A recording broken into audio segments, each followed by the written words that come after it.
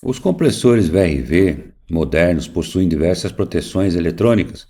Até aí, sem novidades, não é mesmo? Mas não significa que são imunes às falhas, aos erros. E por quê? Porque existem erros, né, de instalação, de comissionamento, de manutenção que vão reduzindo a vida útil deste importante componente.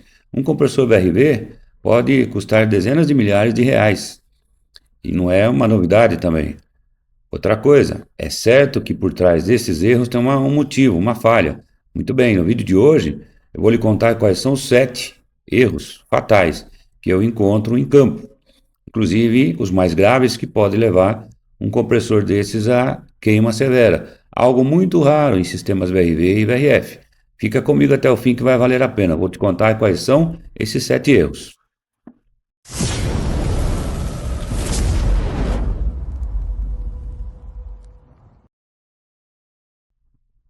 Muito bem. O erro número um, a primeira coisa que eu vejo em campo muito, que aliás eu vejo, percebo, né, é vácuo inadequado, né? Quais são as consequências de um vácuo inadequado? É o que está aqui na tela, ó, umidade residual, né? Formação de ácidos, degradação do óleo interno, né?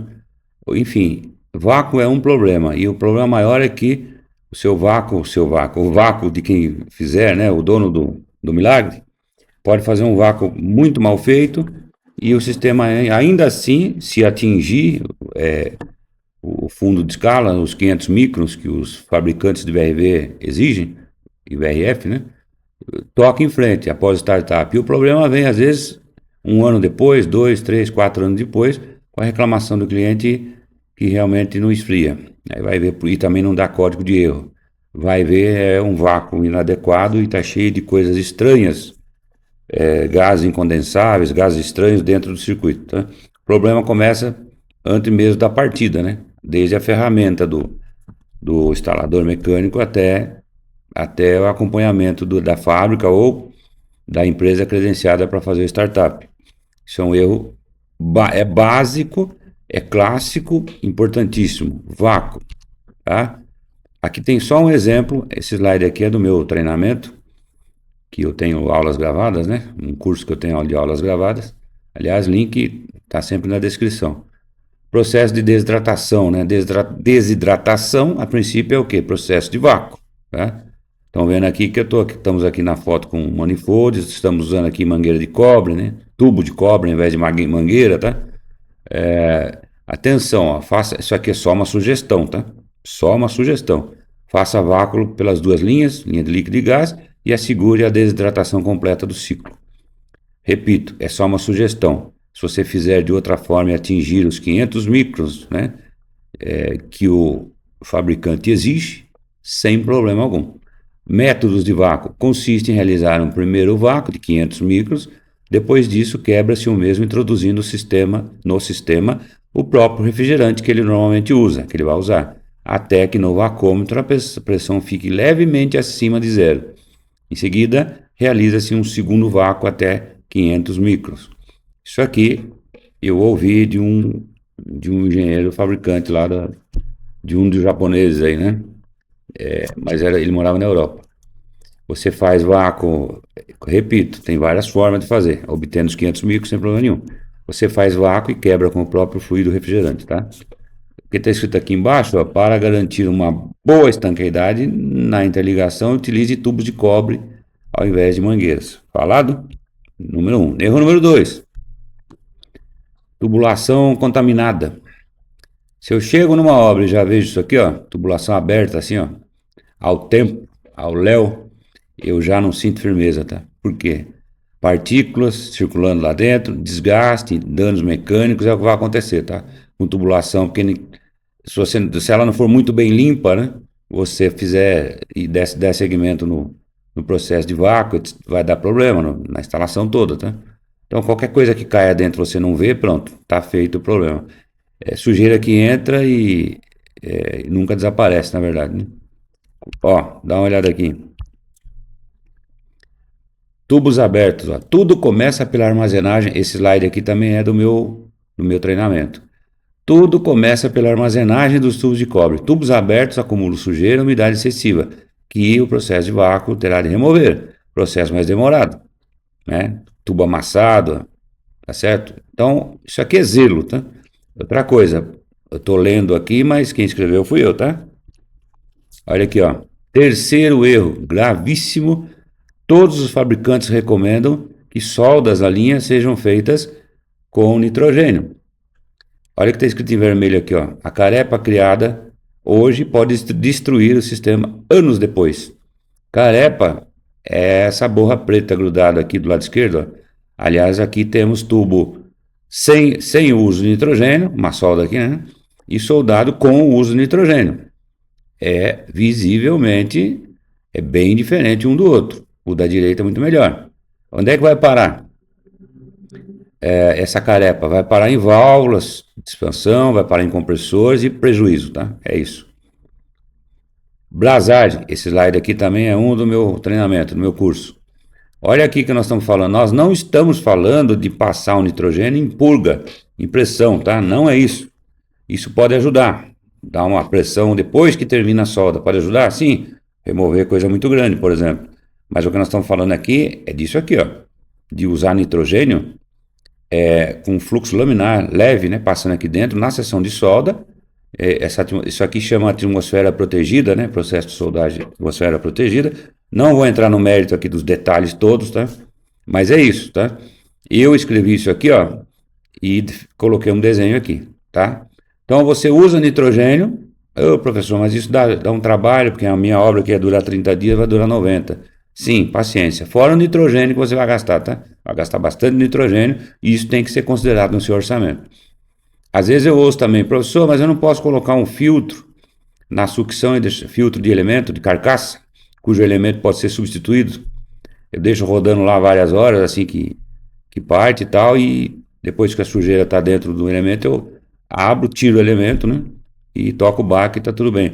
Isso ajuda? Ajuda. Inclusive tem fabricante, não lembro quem, mesmo se lembrasse, não ia falar o nome, que até recomenda colocar filtro de carcaça, né, com elemento destacável na sucção. Mas a maioria não gosta disso, tá? Vai por mim. A maioria quer saber se você usa nitrogênio, porque aí o resultado é esse aqui, ó. É esse tubo brilhando aqui por dentro, tá certo? Então, esse erro aqui, esse falta de preparo, de zelo na instalação, né, na frigorífica, é gravíssimo. Muito bem. Erro número 4.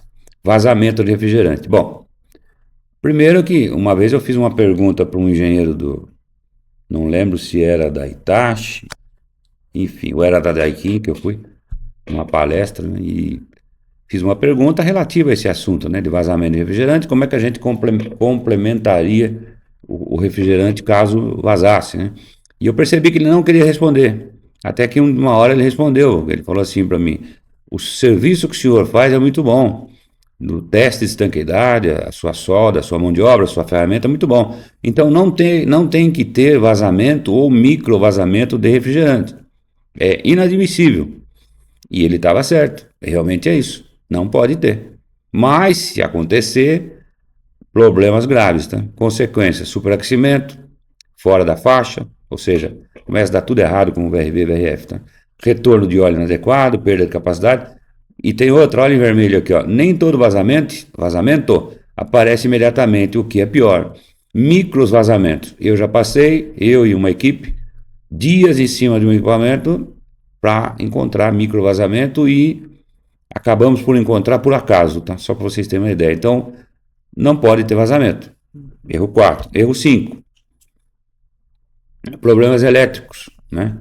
Problemas elétricos, né? Muitas falhas começam nos terminais, aqui, ó. Desse lado direito aqui, ó. Aliás, aqui já tem um erro. Tá pegando aqui, ó, esse fio preto e esse branco aqui para alimentar evaporadores, colocando um disjuntor, tá? Para alimentar evaporadores a partir da entrada da máquina trifásica aqui. Isso é errado, tá? Qual é a consequência dessas coisas que pode ter aqui, né? Dá uma olhada nas fotos aqui, horríveis aqui em cima. Bom, sobreaquecimento, falhas eletrônicas, dano no inversor, sem falar que pode pegar fogo, né? Literalmente, como essas fotos aqui. Essas fotos aqui em cima são reais, tá? Eu que tirei, tá? Faz tempo, mas são minhas, tá? Então, muito cuidado com problemas elétricos. Tudo tem que ser repassado, tá?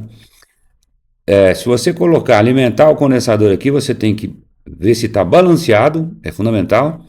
Ver se está faseado, né? L1, L2, L3, ou O trifásico RST também vale. Aliás, se tiver desbalanceado ou faltando uma fase, você já vai ter código de erro, tá certo? No Daikin é o 1, mas todos os fabricantes têm um verificador de fase na placa principal. Ou seja, não deixa partir, por quê? Porque compressor com fase invertida aqui vai girar ao contrário e pane, problemas e gastos e desgastos e etc, etc, que você já conhece muito bem. Então, problema elétrico também é um negócio muito grave e é o erro número 5. Dá uma olhada aqui, ó. Olha esses terminais aqui, ó. Olha da direita aqui uma tomada. Isso aqui não é VRV, mas eu coloquei aqui para... Também não é para pôr medo, né? Mas isso não se faz, né? Uma tomada no meio do caminho para alguém enroscar o pé, né? Bom, erro número 6, vamos lá. Olha aqui o disjuntor. Que o disjuntor aqui aproveitando duas fases das três aqui para levar lá para os evaporadores. O que está errado, tá? Errado. É relativamente comum encontrarmos os cabos, esse slide aqui é lá do meu treinamento também, os cabos de alimentação do condensador sem terminais ou frouxos, né? O instalador, talvez por pressa ou descuido, partiu a instalação assim mesmo. Mais tarde, problemas graves e onerosos podem ocorrer, tá? Certo? Não se esqueça que pontos de força, olha aí, eu vivo falando isso aí, força de alimentação, assim como os respectivos disjuntores, são exclusivos, ou seja, cada carga, motor, compressor, etc., tem os seus, tá certo? Não misture as coisas, por favor, você instalador. Isso pode ocasionar erro grave, muito grave. Número 6, falta de manutenção preventiva. Bom, essa é clássica. Se você não dá manutenção, tudo se deteriora rápido, estraga, né? No caso de serpentinas, tanto de condensador e evaporador, se elas forem sujando, vai como que se isolando, né? Concorda? Na medida que vai isolando, vai perdendo eficiência, a pressão vai subindo, começa a desarmar, né? E daqui a pouco vamos ter compressor em pane, e etc, etc. Então, manutenção preventiva, o erro que está aqui, sistema VRV e VRF é inadmissível, não tem como escapar. Tem que ter plano de manutenção, operação e controle, PMOC, assinado por engenheiro responsável técnico, engenheiro mecânico, de preferência, tá bom? Bom, vamos lá. Número 7, esse é gravíssimo e eu vejo muito. Ignorar códigos de erro. Meu Deus do céu, né? Falhas recorrentes, operação em condição crítica e danos acumulativos. O código de erro, olha em vermelho aqui, é um aviso, não um enfeite. O que eu quero dizer com isso? Código de erro aparece para te avisar que algo está errado, que algo vai muito mal e que pode acontecer alguma coisa. Então, vou dar aqui um exemplo com o Daikin, mas existe com os outros fabricantes também. Aqui está a sistemática de erros Daikin, ó. A e C para evaporador, e F, H e J diz respeito a condensador, e eu digo para vocês que diz respeito à segurança, tá? LP diz respeito a inverter e U aos sistemas. E controle centralizado, essas outras letras e números aqui. Qual é o exemplo que eu vou dar? Letra E, F, H e J, que eu acabo de falar que é segurança. Se esses erros começam a aparecer e desaparecer, vai, volta, ou você, pior ainda, vai lá no disjuntor, desliga, liga de novo e o erro some, né? Imagina você que deu ali um erro E, um pressostato, um sensor de pressão de alta, acusando que a pressão está muito alta, você desliga, reseta o disjuntor, no outro dia a máquina esfria, parte de novo, está tudo bem, esfria, você fala, tá ok, tá nada, está te dando aviso de que algo está errado. Então, atenção, ignorar códigos de erro, número 7, é dos mais importantes e não pode ser ignorado. Você precisa checar o que está acontecendo, tá certo? Olha aqui o exemplo com o Hitachi 7 Free Sigma também, ó. Ele também tem lá sua codificação de erro, tá? Tá certo? Aqui é só um exemplo, mas tudo que tem aqui para o Daikin tem também para os outros fabricantes, pelo menos os mais importantes, tá? Bom, então qual o erro mais comum? Na sua experiência, qual desses erros você mais encontra em campo, né? Eu coloquei alguns aí, ó, falta de óleo, superaquecimento, falhas elétricas, contaminação, fora o 7 que eu já falei, ou englobando o 7, não tem problema. Sobrecarga, né? Vazamento de gás, que também está aí nos meus erros. Se quiser ajuda para prevenir um desses problemas, me informa, viu? Que eu vou buscar lá dicas de instalação correta e passo para vocês, não tem problema nenhum, tá certo?